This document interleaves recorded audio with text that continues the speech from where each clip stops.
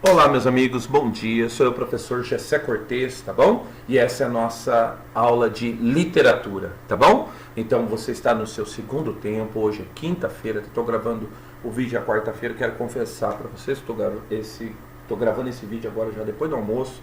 Normalmente eu costumo gravar no período da manhã, tá? Mas hoje a internet está impossível, não sei se você está vendo aí também isso na sua casa. E outra coisa, dentro desse slide, ou melhor, dentro desse vídeo, né, eu havia colocado um vídeo, cara, do Michelangelo. E aí o que aconteceu? Depois de tudo pronto, o YouTube me bloqueou, cara. Então eu tô indo lá excluir o vídeo, tá? Mas o vídeo tá bloqueado, cara, por causa de direitos autorais. Então eu tô refazendo o vídeo. Então se não bastasse todos os problemas da internet, então agora eu tive que refazer porque o YouTube me bloqueou, tá? Mas não tem nada não, cara, a gente tá aqui pra isso mesmo, tá bom? Então esse daqui é o segundo tempo necessariamente. O que eu vou fazer? Eu vou continuar falando do Renascimento, tá? Coisas que você não pode esquecer, que eu coloquei de novo aqui no vídeo, o contexto histórico, tá? É sempre importante dizer que a literatura, o comportamento das artes, ela, na verdade, ela depende, né, de um comportamento que às vezes, ou melhor, ela depende do que acontece ao redor do artista, tá? Então, ao redor do artista, nós temos mudanças políticas, mudanças econômicas, tá? Então, essas mudanças que vão levando o homem adiante, né? Dessas conquistas humanas, elas vão influenciando politicamente, economicamente, o comportamento do homem, as crenças do homem.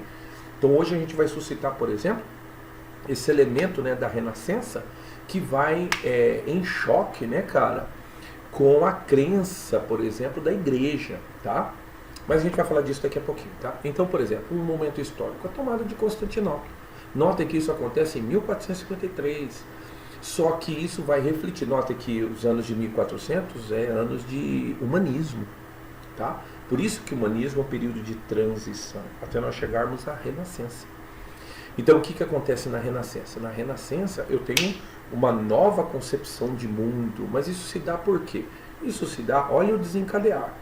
Como Constantinopla é tomada, e Constantinopla tem os seus muros de 1000 anos, cara, né?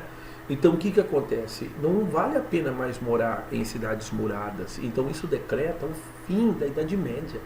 Entende? Então o comportamento do homem muda. Então para que agora construir cidades que tem muros? O cara põe o canhão aqui, ele entra do mesmo jeito. Então não precisa mais. Então é uma outra concepção de mundo, uma outra concepção do que é viver em comunidade, entende? Então o raciocínio do homem muda. Outra coisa, com a tomada de Constantinopla, então termina, ou melhor, não é que termina, mas fica muito caro, encarece demais, tem que pagar altos tributos ao sultão otomano. Então o que acontece? Então começam as iniciativas para o caminho via mar, as chamadas expansões ultramarinas. E aí, cara, nós temos uma crença, né, vamos dizer assim, que a Terra é plana, entendeu? Então, por exemplo, nós temos a teoria, que é a teoria do geocentrismo. Então, a Terra é o centro do universo, o Sol gira em torno da Terra, a Lua gira em torno da Terra, os planetas giram em torno da Terra, tá? Só que daí vem Copérnico. Aí Copérnico fala o quê? Não, negativo. A Terra não é o centro do universo. A Terra gira em torno do Sol. Olha só, isso é uma concepção católica. Então os católicos tinham por ensinamento que a Terra supostamente seria plana, o céu seria o céu in vitro, e embaixo estaria o inferno, tá? Com a concepção que a Terra é redonda, então cai o ensinamento pautado na igreja, tá? E aí, é claro, se a Terra é redonda, então eu posso chegar às Índias pelo outro caminho, pelo caminho inverso. É a hora que supostamente, né, a gente fala que descobre, mas não descobre nada, entendeu, cara? Na verdade, a Europa tinha uma determinada ciência, né? Um saber desse novo continente. Não sabia talvez a extensão, como é que era e tal, mas já sabia da existência, tá? Os vikings, é uma prova que os vikings estiveram aqui. Então, mas daí, né, Cristóvão Colombo convence, né, a rainha Isabel de Espanha, né, e o seu esposo, que ele conseguiu financiamento, né, lá, e aí ele foi em nome da coroa espanhola e chegou no suposto Novo Mundo, chega ali na América Central, né? Já Portugal tinha um contrato com a Espanha chamado Contrato de Tordesilhas, depois a gente fala a respeito disso. E aí Portugal vai lá e toma posse também de sua parte, né? No caso, né, essa terra aqui, né? Mas já tem registro que os portugueses já tinham colocado o pé aqui com Bartolomeu Dias há muito tempo, né? Eu estive há alguns anos lá em Natal, né? Então, em Natal, supostamente em 1501 é a data da primeira expedição ao interior do Brasil, tá? Então, supostamente lá em Natal foi o lugar onde eles chegaram antes do que Cabral. Os caras já tinham ciência lá, né, daquele rio enorme, é um rio largo, sabe? Natal fica quase numa foz, né, de um rio muito largo, esqueci o nome do rio. Mas daí o rio é uma foz calma, sabe? Uma foz bem calma, não é uma foz turbulenta. E aí o que acontece? A primeira expedição ao interior do Brasil partiu de lá, isso depois de 1500, mas há registros lá que os portugueses chegaram lá muito antes de 1500, cara. Mas tá bom. Mas então, aí eu tenho a descoberta do novo mundo. Então eu tenho outros povos morando, né? É um raciocínio sensacional. A gente tem uma divisão ali de o quê? De mais de 2.000 anos, né? Mais de 2.000 anos, né? Quase ali batendo os 3.000 anos que o homem da América se separou do homem da Europa, né? Depois a gente conversa mais a respeito disso. Mas é algo notável. Aí depois, com as expansões ultramarinas, o que o homem europeu encontra aqui? Um igual a ele, um outro homem, né? Um índio, um aborígene, né? Aí o que ele faz? Conquista o cara, né? Mata o cara. Mas tudo bem, deixa pra lá. Bom, então a descoberta do Novo Mundo, a consolidação do absolutismo. Os reis vão ganhando mais poder. E a ideia do rei servir o povo, ela vai caindo, que é a ideia da Idade Média. E agora nós temos uma nova ideia, uma ideia que agora o rei passa a ser muito caro para o Estado, o rei passa a ser muito caro para as pessoas. Então há uma divisão muito grande, né? Onde quem é nobre é muito rico e quem é pobre, irmão, é pobre valendo. Então daí o que acontece? Essas diferenças elas vão ficando cada vez maiores. As pessoas ricas vão ficando mais ricas, as pessoas pobres mais pobres, tá? E nesse meio caminho eu tenho o elemento burguês, que ainda ele tem um fator importante, mas ainda ele não é, né? Ele ainda é embrionário. O elemento burguês, por exemplo, que muito financiou, né, muito tem por trás desse elemento burguês, uma prova, o próprio Cristóvão Colombo, né? Não tinha ascendência nobre, né? E assim por diante. Então ele não era um nobre, mas aí, né, um navegador experientíssimo, né? Mesma coisa o Bartolomeu Dias, ele não tinha ascendência nobre, tanto é que a navegação para as Índias foi feita com Vasco da Gama, um camarada que tinha ascendência nobre, e a navegação que supostamente seria para as Índias e deu na conquista aqui, ou melhor, na chegada, no descobrimento aqui do Brasil, foi Pedro Álvares Cabral, o camarada também de ascendência nobre, tá? Então Bartolomeu Dias era um excelente navegador, mas não era nobre, tá? Então foi uma pessoa mais ou menos colocado, injustiçada na história, vamos dizer assim, né? Um grande navegador, o cara que conseguiu a descoberta, né, da trajetória em volta da África, né? Ele que faz primeiro, né, que passa primeiramente o Cabo da Boa Esperança, primeiro chamado por ele de Cabo das Tormentas e depois chamado de Cabo da Boa Esperança. Então um grande navegador, mas que foi relegado na história porque justamente não tinha ascendência nobre, tá? Então esse burguês ainda com um elemento de interferência, mas ele ainda não é um elemento, né, que vai ganhar proporções no romantismo, papo que ainda a gente vai ter, tá bom? A sede foi Florença, você não pode esquecer, tá? Então a sede da Renascença é a cidade de Florença. Eu fico pensando na cidade de Florença, todo mundo andando, tal artista para tudo quanto é lado, escultores, pintores, etc, né? Então Florença com uma efervescência, né? Depois de Florença, Milão, né? Depois de Milão, Paris e assim por diante, a Renascença, né? Ganhando proporções, fazendo esse homem cosmopolita, esse homem que vive na cidade, né? E lembra, o conceito da arte é a manifestação do belo, a arte como manifestação da beleza. São conceitos que e elementos que você não pode esquecer de forma alguma, tá? Bom, essa arte como concepção do belo vai ser a manifestação da simetria. Lembra da proporção chamada proporção áurea, o vídeo da aula passada. Se por algum motivo você ainda não assistiu, assiste lá. Aí hoje eu falei do Leonardo da Vinci, né? Tá ele aqui, coloquei errada a ordem aqui, né? Coloquei o Leonardo da Vinci por último.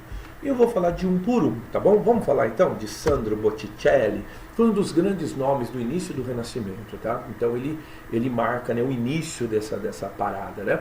Na segunda metade do século XV, tá bom? Embora sua arte tenha um tom mais sentimentalista e melodioso comparado às obras de Da Vinci ou Michelangelo, tá? Nasceu então Alessandro di Mariano Giovanni Filippepi, tá? Em Florença, nascido, tá? No dia 1º de março de 45. O nome Sandro é o diminutivo de Alessandro, tá? No entanto, o sobrenome adotado pelo pintor possivelmente é uma derivação do apelido dado pelo irmão, Botticello, que significa pequeno barril. Então, provavelmente o menino era gordinho e era baixinho, pequeno barril, tá? Pouco se sabe sobre sua infância. Porém, sabe-se que na adolescência trabalhou em uma casa de ourives. O que é ourives? É aquele camarada que fazia trabalhos em ouro, tá? Ofício que aprendeu com seu irmão. Depois foi aprendiz de Filippino Lippi, um artista florentino, um pintor, tá? Com quem iniciou sua carreira artística. Então, na verdade, a parte de escultura de Sandro Botticelli, na verdade, ela é mais na parte de aprendiz quando ele era adolescente, né? Uma criança pequena. Que é a parte de ourives, ele não foi assim um escultor. Na verdade, ele demonstra potencial artístico e aí vai estudar, que era costume da época, estudar com alguém, né, que já tinha um ateliê e tal, então ele vai estudar com um pintor, Filippino Lippi, um artista florentino com quem iniciou sua carreira de pintor, tá? Em 1470, Botticelli já tinha seu próprio ateliê, olha só, e sua fama se alargou, tá bem? Foi nesse período que se aproximou da rica família Médici, então é muito importante dizer, tá? Na Renascença, era muito comum a pessoa do mecena. O que era o mecena? O mecena era um camarada que patrocinava as artes. Então, ele era o camarada, por exemplo, que encomendava uma obra de arte, tá? Bom, deixa eu te contar, contei no outro vídeo, ele foi bloqueado, então não tem como você ter acesso, né? Uma vez, eu quis comprar um violão de um luthier São Paulo. E eu liguei pro cara, o cara entrou em contato comigo aqui em Campo Grande e tal, me apresentei pra ele. E ele deu o preço do violão dele, que eu queria. Dei as medições que eu queria e tal, certinho. Ele falou, seu violão fica em torno de 10 mil reais. Naquela época, irmão, a gente deve estar falando do quê? De uns 6 anos, 7 anos atrás. E eu conversando com o cara falou, seu violão vai ficar em torno de uns 10 mil reais. Aí eu perguntei, como é que eu te pago? Né? Tem financiamento, né? Vai pôr na caixa econômica, né? Meu violão e minha vida. Né? Ele falou, não, cara, funciona assim. Você me manda 10% do valor, primeiro para eu começar. E aí, enquanto eu estou fazendo o violão, eu devo demorar uns 10 meses para fazer o seu violão, tá? Enquanto eu estou fazendo o seu violão, você vai depositando cada mês R$1.000. A gente pode fazer assim? Eu falei, claro, né? Falei assim para ele. Acabei não contratando o violão. Mas esse era o raciocínio dos artistas de antigamente. Então você contratava, por exemplo, o Botticelli para pintar um quadro. Você contratava o quadro para ele pintar, ele ia demorar, irmão, 1 ano, 2 anos para pintar o quadro. E você pagava o cara, você ia pagando um pouquinho. Era uma maneira dele se sustentar, entendeu? Então, ao invés dele pegar os 10 mil de uma vez, ele pegava 1.000, então eu posso contar durante desses 10 meses, esses R$1.000 que você está me pagando. Eu vou pintando. Aí acontecia, né, cara, que o cara que encomendou a peça morria, entendeu? Isso acontecia. Aí o camarada que pintava a peça parava de pagar, ali parava de fazer, entende? Então era muito comum esses camaradas terem obras inacabadas, tá? Muito bem. Então Botticelli já tinha o seu ateliê e foi a hora que ele se aproximou da família Médici. A família Médici foi importante mecena, tá? Então, a família Médici, eles, por exemplo, faziam o quê? Eles traziam o artista para morar na casa deles. Então eles era uma família muito rica de Florença, então eles sustentavam vários artistas, assim eles sustentaram Botticelli e assim sustentaram também Michelangelo. Michelangelo viveu na casa dos Médicis, é por isso que lá tem muito mausoléu Médici. Você vai em Florença, Tem muito mausoléu, muita escultura, muito quadro pintado da família Médici, né? Ludovico Médici, Floriano Médici, esses caras todos, né?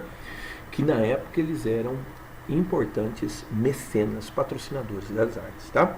Grandes mecenas da região, eles encomendaram inúmeros trabalhos.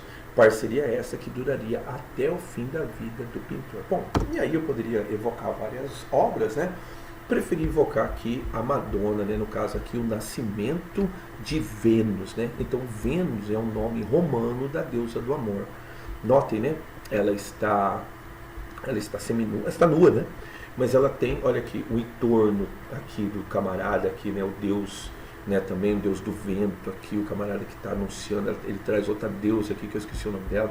Tem outra aqui que está recebendo a Vênus, né? Então note o corpo delas, né? Elas não são necessariamente magrinhas, tá? Então era comum na Renascença, né? A mulher ser um pouquinho mais rechonchuda, um pouquinho mais gorda, né? Pensa comigo, porque o pessoal comia bem, então era sinônimo de riqueza, né? O camarada ser mais gordinho um pouquinho. Então essa daqui, esse quadro, o famosíssimo quadro de Botticelli chamado O Nascimento de Vênus, tá? Muito bem, vamos adiante? Rafael Sanzio, tá? Também chamado de Rafael Sanzio de Urbino, Rafaelo de Urbino ou Rafaelo Santi, também depois mais tarde conhecido como o Divino, tá?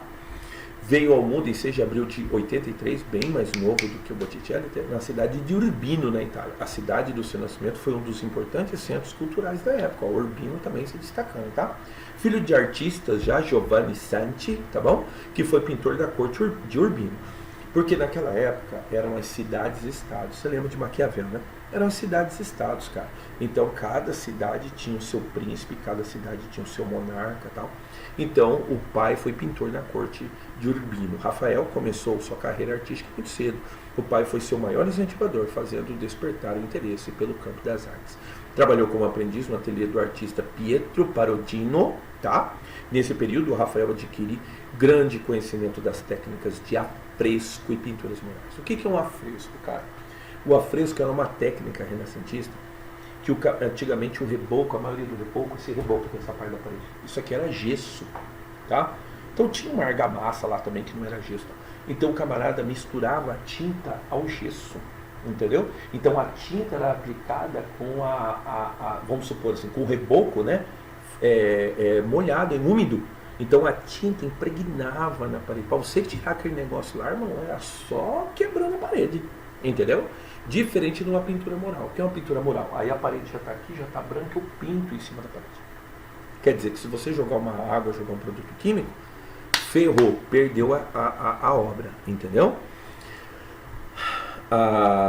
Então a diferença do que é uma pintura mural e do que é um afresco, tá? Diante do seu brilhantismo e genialidade, já na adolescência foi considerado mestre. Chegou a viver na cidade italiana de Siena, sendo muito influente durante o período, né? E lá vindo a morrer também, Rafael Sanzio, tá? Aqui uma obra importante do Rafael. Então você vai ver aqui, essa aqui é a Escola de Atenas, né? Nós temos aqui a simulação do ensinamento chamado ensinamento peripatético, né? Quer dizer, as pessoas ensinavam andando, olha só, então era acompanhando o mestre aqui, né? Notem aqui a medida áurea no quadro. O quadro é uma perfeição de simetria. Tanto um lado quanto o outro são perfeitamente simétricos. Eu tenho uma estátua aqui, eu tenho outra estátua aqui, eu tenho uma estátua do mesmo tamanho aqui, do mesmo tamanho aqui, entendeu? As pessoas, se você contar a mesma quantidade, então aqui eu tenho um meio, e esse meio é retratado tanto pelo piso quanto pelo teto. Um quadro que é um exemplo de proporção áurea, é um exemplo de simetria, tá? Então Rafael Sanzio, que depois, mais tarde, vai ser convidado, né, para construir a Basílica de São Pedro, tá? Com quem que ele vai construir? Com Michelangelo Buonarroti, nascido em Caprese, tá? Uma cidadezinha próxima a Florença. Caprese tem aquela salada caprese, não sei se já foi já, né? Ela é feita com mussarela de búfala, né? Mussarela de búfala, né? A saladinha caprese, tá? Então tá, nascido na Itália no dia 6 de março de 1475, tá? Na escola interessava-se apenas em desenhar. Era filho de militares, tá? Então o que acontece? Então a família nunca teve um artista, sempre foi uma família de tradição de militares, tá? Só que ele cresce nessa cidade de Caprese, e lá em Caprese o pessoal fazia trabalho em mármore. Então desde muito pequenininho ele teve acesso, né, cara, a esculturas em mármore, cara, né? Então ele muito pequenininho, ó, meu tempo tá passando, vamos lá. Então ele muito pequenininho teve acesso a escultura em mármore, né? Então ele cresce nesse meio ambiente. Então na escola interessava-se apenas em desenhar, para desespero da família que desprezava a profissão de artista, tá? Sua obstinação acabou vencendo. Aos 13 anos de idade tornou-se aprendiz no estúdio de Domenico Ghirlandaio. Olha só, no caso do Michelangelo, na escultura, entendeu? Então, desejando uma arte mais heróica, ingressa na escola de escultura de Lourenço de Médici, que o hospeda em seu palácio. Então, Lourenço de Médici vai ser o grande mecena do Michelangelo, inclusive vai viver lá com eles. Tá? Interessante isso daí, né? O artista vivia na casa, cara. Então, você sentava, você tem que dizer, ele é um artista, né? Eu contratei ele para fazer uma escultura minha aí, e assim por diante, entendeu? Então, no caso, né, as esculturas, ou melhor, ele vivendo lá na família de Médici, né, sendo responsável pelas esculturas, por tudo, né, que envolvia a arte da família. Então os caras tinham muito dinheiro, tá? Pois bem, então, convivendo com a elite nobre intelectual, empolga-se pelas ideias do Renascimento italiano. Então ele vai adiante na ideia do Renascimento. Sua grande paixão foi a escultura. Certa vez, ele disse, tá? A figura já está na pedra, trata-se de arrancá-la para fora. E aí, cara, né, eu tenho essa figura sensacional. Isso aqui é um vídeo, né, cara? Porque eu não vou passar o vídeo não, porque os caras já me bloquearam. Vai me bloquear de novo, vou ter que trabalhar de novo, mesma coisa. Então, vamos fazer sem vídeo, tá? Vamos fazer sem o vídeo, eu vou tentar explanar aqui o máximo que eu consiga, tá? Sobre ele sem o vídeo. O vídeo, cara, na verdade, é o começo de um filme, tá? O filme conta a história da pintura da Capela Sistina. Só que antes de contar a história da pintura da Capela Sistina, ele passa por várias obras feitas por Michelangelo. Por exemplo, Michelangelo foi muito conhecido por fazer várias pietà.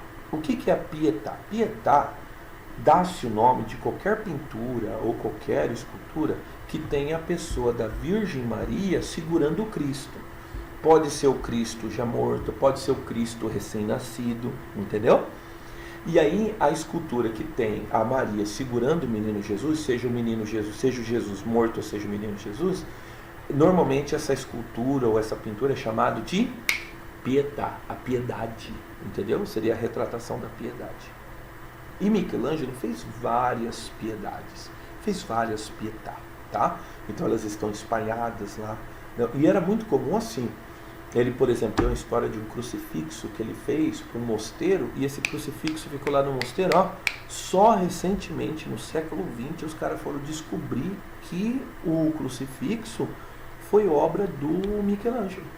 Então o Cristo lá tem a madeira, né, que é a peça, mas só que a peça de Cristo, né, que está lá no crucifixo é um Michelangelo que a fez. Só no século XX os caras foram descobrir, porque era comum o cara fazer uma peça dessa. O que era comum? Vamos ver se eu vou ter aqui, cara. Era muito comum também, como eu disse, né? O camarada, ele recebia assim, eu queria que você fizesse uma escultura para mim. O cara fala, não, tudo bem. Quanto vai ficar? Vai ficar 10 mil reais. Tá, como é que eu vou pagar? Não, você paga assim, ó, você me dá 10% agora e todo mês você vai me dando 1.000 reais. Era assim que os caras faziam, né? Então era muito comum, volto a dizer para você, era muito comum o camarada pintar, ou melhor, o camarada tanto fazer a pintura, mas também era comum o camarada fazer a escultura, e aí o camarada morria. O cara morria e aí não terminava a escultura. O camarada parava de pagar. Então, notem aqui, ó, aqui no meio aqui, eu tenho esse slide que é para uma outra ocasião, né? Também é um slide sobre o classicismo, mas para uma outra ocasião, onde eu tenho aqui a configuração de uma obra inacabada, tá? Então aqui eu tenho uma obra inacabada do Michelangelo. Notem, olha que fantástico, parece que o homem está se livrando da pedra. Parece que a qualquer momento ele vai quebrar a pedra, está ligado? Um Super Saiyajin. O camarada, pá, cara, Super Saiyajin fase 3, irmão. Então nota aqui, ó, por quê? Porque a obra é inacabada. Mesmo inacabada, ela é fantástica. Concorda comigo? Aí tem aqui o Nascimento de Vênus, você já viu, né, cara, do Botticelli. A Escola de Atenas, que daqui no caso de Rafael. E aqui, cara, um orbe, cara, da igreja, chamado de geocentrismo. Nota aqui, a Terra como centro do universo. Aqui ele já pensando na Terra como a Terra sendo redonda, olha só. Então aí que a igreja admitindo que a Terra é redonda, mas só que a Terra como centro, o orbe aqui, a Terra o centro de tudo. Mais tarde Copérnico vai falar, não, negativo.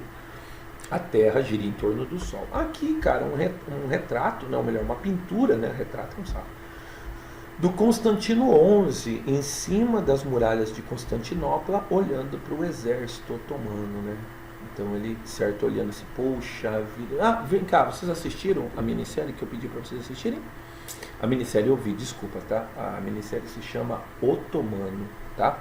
O Império Otomano. Eu falei que chamava Constantinopla, né? A história da tomada de Constantinopla, mas o nome da minissérie é Otomano. Assiste lá, cara. Acho que são 5 episódios de 40 minutos cada um, tá bom? Conta justamente a história. É um documentário, mas um documentário que tem personagens e tal, né? E aí você vai ver lá o Constantino XI, ele aqui em cima do cavalo, né? De certo olhando, putz, né? Chegou justo na minha vez, eu vou perder Constantinopla, né?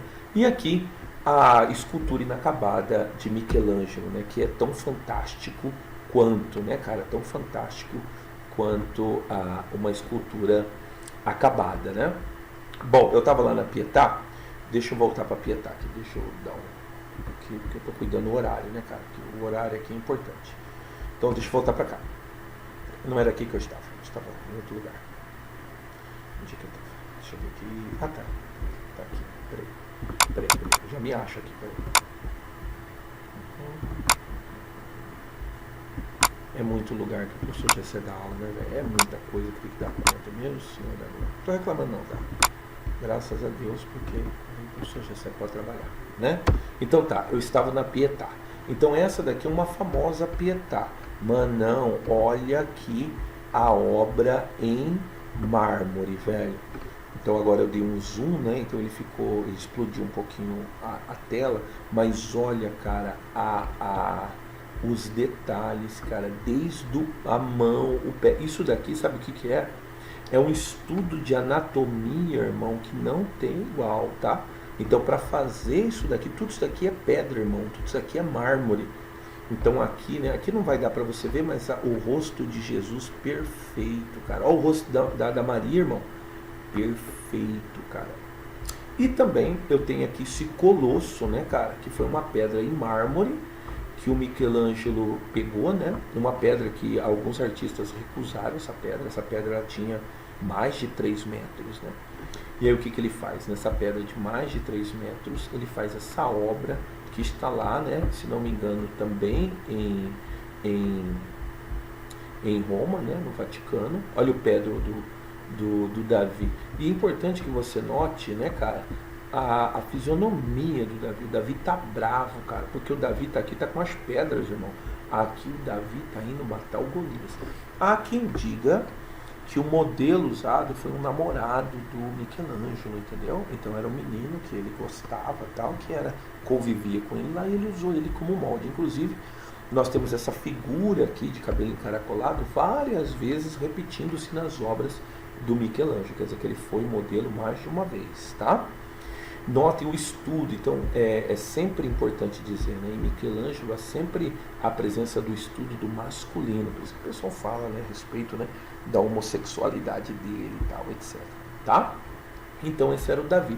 E assim Michelangelo foi prosseguindo, né, na sua vida de escultor. Deixa eu andar aqui um pouquinho só, precisa daqui. E aí chegou no momento em que Michelangelo estava com uma obra, um projeto, esse projeto aqui. Esse projeto é um projeto grande, tá? Você está vendo aqui a cerquinha aqui, é um projeto enorme. Só que Michelangelo pensava nele maior ainda, mais colossal. E ele estava nesse projeto aqui trabalhando, tal, que é um projeto de Moisés, tá? Então ele tem a figura aqui, que é a figura do Moisés, aqui, essa figura central. E ele estava trabalhando nessa figura.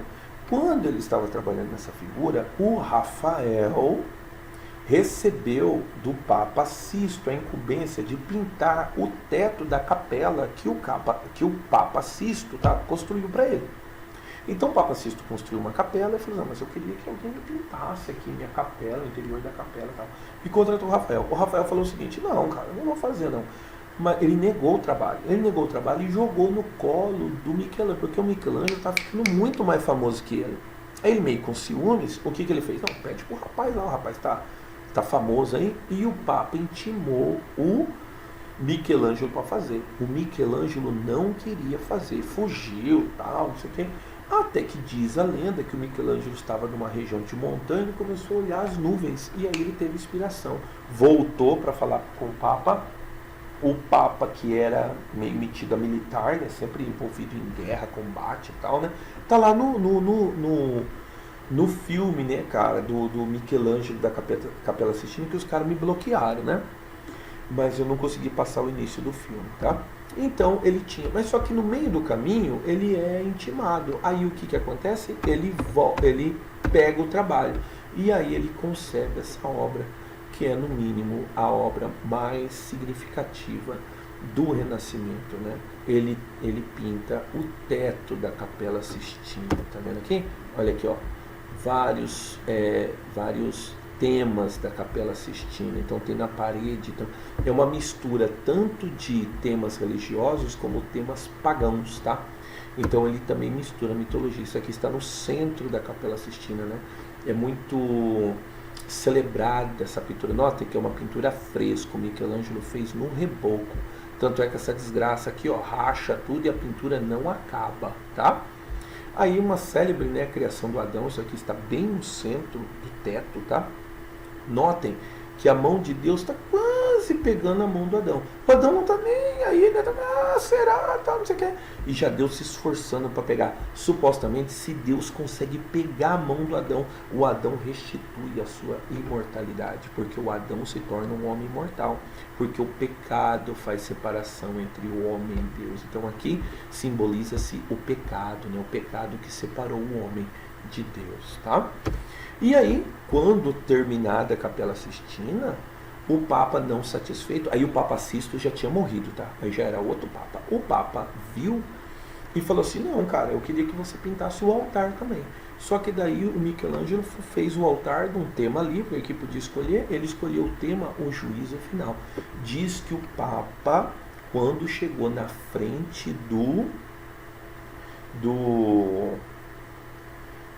da pintura, né, do juízo final, diz que o Papa ajoelhou e chorou, né, cara, porque aquele retrata o juízo final. Então tem aqui o trono de Deus, né, e Deus está julgando aqui eu tenho os danados, né, quem que são os danados? Os predestinados ao inferno. Diz que não pode chamar o menino de danado, tá? A palavra danado é uma palavra latina que traduzido quer dizer predestinado ao inferno, tá? Michelangelo pinta e depois que ele pinta, ele volta, né, cara? Olha, desliguei de novo o negócio aqui. Ele volta para a sua escultura. Ele volta para a escultura do Moisés. E aí, supostamente, ele termina o Moisés. Diz a lenda que o Michelangelo já está mais velhinho, né? Diz a lenda que aqui no joelho, aqui no joelho, tem uma marca de martelo, uma marca de formão.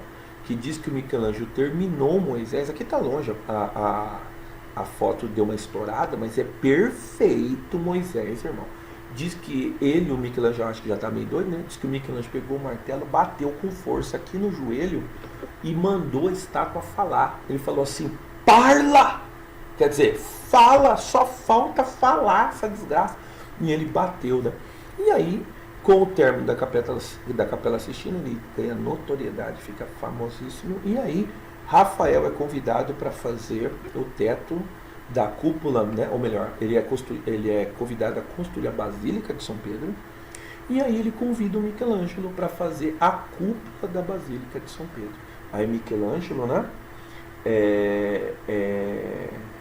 ajuda, né, com o projeto da cúpula. A cúpula da Basílica de São Pedro, lá no Vaticano, é uma obra do Michelangelo. Outra coisa, agora eu vou arriscar, tá? Porque eu não sei se foi por causa disso. Tem um detalhe aqui, deixa eu enviar um negócio do meu filho aqui. Tem um detalhe aqui que eu gostaria de partilhar com vocês, é o seguinte, que no que diz respeito à Capela Sistina, a gente pode fazer um tour pela Capela Sistina, tá? Tour virtual, tour Capela Sistina. Deixa eu ver se ele vai entrar já. É o tour virtual, tour da Capela Sistina. Cadê aqui? Viator. Não. É o tour da Capela, tour virtual, tá? Você pode digitar aí, ó, virtual, tour virtual na Capela Sistina, tá? Então, é um site do Vaticano que tem, tá bom? Então, você entra no site do Vaticano, vou ver se eu vou achar aqui. Vaticano, tá vendo aqui? Vaticano News, tour na Capela Sistina. Aí você entra aqui no site do Vaticano, nota que ele tem vários tours você pode fazer. Você pode fazer na Basílica de São Pedro, nas salas de Rafael, olha só, Pio Clementino, Braço Novo, Museu não sei o que, e você pode também fazer um tour na Capela Sistina, tá? Então, no caso aqui, né, vão torcer que não foi por causa disso que eu levei um bloco, tá? Mas não deve ser por causa disso, não, deve ser por causa do fragmento do filme que eu tentei passar para vocês. Vamos colocar uma tela cheia aqui. Pronto, você está no Vaticano, nós estamos na Capela Sistina, não sei se você sabe, as portas dessa capela, elas são fechadas e ali dentro fica o conclave, que é a reunião dos cardeais para a escolha do novo Papa, tá? É na Capela Sistina que se escolhe o Papa, tá? Aí eu tenho aqui um oratório, você tá vendo aqui, cara? Aí você pode andar aqui na capela, você vai adiante, ó. Tá vendo? Aqui a internet tá, aqui tá uma maravilha, tá? Aí você vai adiante, ó, você vai andando. Aí tem como você olhar, ó, você pega o mouse e você, ali, ó, nascimento de Adão.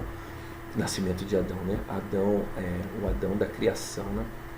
Se não me engano, ou é esse pórtico triangular aqui, ou é esse pórtico triangular aqui. Tá vendo? Esses primeiros aqui, desde a entrada, ó. Esse aqui, ó, provavelmente seja esse aqui. O nome desse, porque cada pintura que o Michelangelo fez, cada uma delas tem um nome, tá? Esse daqui se chama Gessé. Ah, Gessé, você tá de sacanagem. Não, se chama Gessé. Porque, não sei se você sabe, o meu nome é um nome bíblico. Então, papai escolheu, né? Porque Gessé é o pai de Davi. Então, um desses temas, eu não me lembro se é esse ou se é esse, mas o primeiro triângulo na entrada ganha o nome de Gessé. Quer dizer que eu estou no teto da Capela Sistina. Vamos entrar mais um pouquinho? Vamos mais adiante na Capela Sistina? Vamos lá. Tomara a Deus que não seja por causa disso que me deram o bloco. Tomara a Deus, a internet tá uma beleza, velho. Tá vendo ali, ó? O altar da Capela Sistina, ó. O altar que foi pintado por Michelangelo. Nós estamos bem no centro. Estamos bem no centro. É o símbolo do Vaticano, ó. Ó, que é isso, hein, cara? Não, esse símbolo não tem lá não, tá? Sempre foi colocado.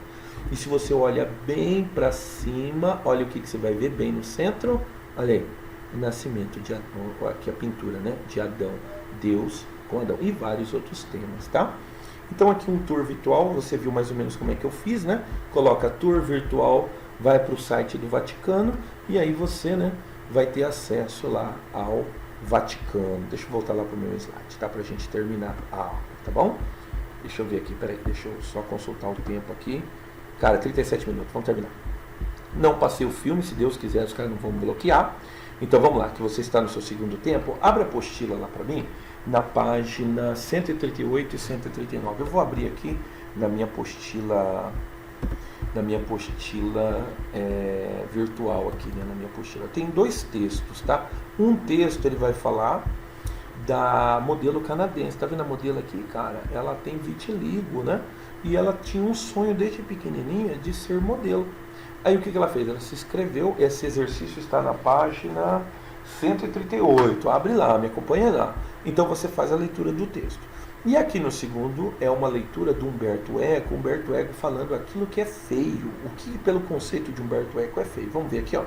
Dizer que belo e feio são relativos aos tempos e às culturas, ou até mesmo aos planetas, não significa, porém, que não se tentou desde sempre vê-los como padrões definitivos da relação e um modelo estável.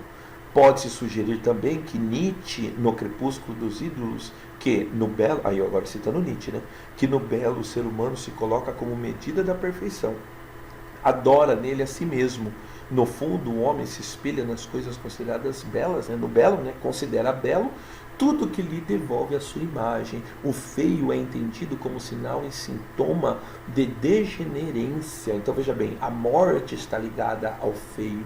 Cada indício de esgotamento do peso, de senilidade, de cansaço, toda espécie de falta de liberdade, como a convulsão, como a paralisia, sobretudo o cheiro, a cor, a forma de solução da decomposição, tudo provoca a mesma reação, o juízo de valor do feio. O que odeia aí o ser humano, não há dúvida, o declínio do seu tipo. Na verdade, o homem, ele odeia a morte, né? Aí eu tenho duas questões para você fazer comigo, tá? Diz assim as duas questões. Ah, cara, eu falei página... acabei abrindo a página errada. Página 144 e 145, perdão, 144, 145, tá aqui, ó, página 145, tá? Isso mesmo. Aí ele vem com a pergunta: comente sobre o conceito de belo e feio representado por Humberto Eco. Inclua o seu comentário e experiência vivida pelo modelo canadense, que é a menina que tinha vitiligo, né, cara? Então uma resposta coerente aí seria o seguinte, que a beleza ela é sinônimo da saúde, sinônimo do vigor. Então, para Humberto Eco, ele vai chamando de feio aquilo que vai se aproximando da morte, tá? E aí, o conceito de beleza da modelo é que ela quebra o paradigma. Então, na verdade, não existe o bonito e o feio, o que existe é o diferente, certo? Então, é uma resposta aceitável aí para a questão 2. Como você pode perceber, o conceito de belo é mutável e subjetivo, percebido de forma diversa por pessoas de épocas e contextos diferentes. Pesquise os padrões de beleza em outros países e compare as características de cada um. Bom, uma resposta pessoal, tá? Mas você pode, por exemplo, né, são vários esses conceitos, né, mas você pode, por exemplo, levar em consideração o mangá, né, cara, que é um desenho japonês. Então, você lembra o mangá, os olhos dos bichinhos são tudo arregalados? Porque o japonês tem um olho pequenininho, então ele considera como padrão. Então diz que tem até cirurgia no Japão para deixar a pessoa com um olho grandão e tal. Então, é um padrão. Então a pessoa tem, às vezes, encrenca com o nariz, conserta o nariz. Tem gente que faz placa porque está ficando velho. Padrão de beleza, né? O padrão de beleza que a gente tem que ser magrinho, né? Que os meninos tem que ser forte e tal, entendeu? Pois bem, então eu volto no próximo tempo, né? No sexto tempo, para daí falar a respeito do nosso trabalho, da nossa avaliação bimestral, tá? Que vai ser um trabalho e eu vou falar a respeito dele, tá bom? No mais, um abraço, meus amigos, e até a próxima.